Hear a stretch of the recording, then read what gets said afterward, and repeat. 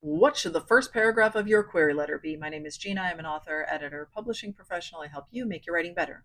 So Lola specifically says, most of these are opening up with like the title and genre and all of the metadata up top, but I thought it would be better to like dive in with my hook. What should it be? And this is going to depend. I'm sorry. I know that that is a really frustrating answer and people do not like when I say that, but it is going to depend. So there are going to be some agents, and they will say this on their agency website. If they are very specific about this order that they want the query letter in, they want that metadata up top.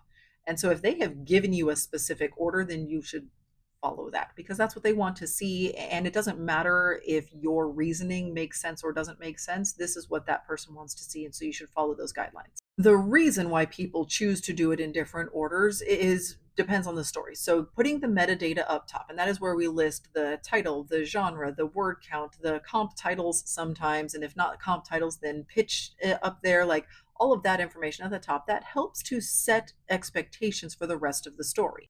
If you have been following along with some of my query critiques, you will see that I sometimes get down to the third paragraph and suddenly go like, dragons? Why do we have dragons all of a sudden? Because they jumped in with a hook and a pitch, and they did not jump in with all of the stuff that I needed to properly expect something like dragons to show up in the query letter. Where if they had started and said like, this is a 105,000 word fantasy, then I wouldn't have been so surprised when the word dragons shows up later on. Similarly, you can get to the end of a story and it's like, okay, well, that feels kind of like women's fiction. And then you read the metadata and they're like, oh, it's a domestic thriller. And you're like, I didn't get domestic thriller. But if you were to go back and read it with domestic thriller in mind, you're like, oh, yeah, okay, I see it. It is there. So that metadata can really help to set expectations so that everybody is prepared for what the story is and they are reading it with the right frame of mind.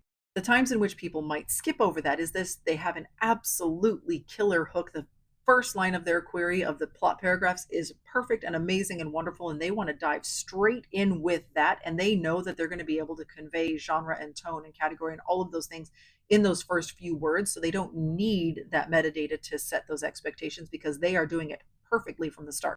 As you can guess, that is less common.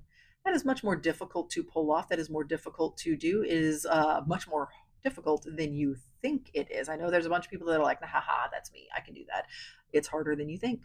And so setting those expectations up top is usually going to be beneficial for most writers. Occasionally, that's not the case. Every once in a while, it is going to be advantageous for you to dive straight in with your hook because your hook is perfect and voicey and conveys tone and all of those things. So you can jump straight in, and it would be wasteful to put something before it because that hook is so strong.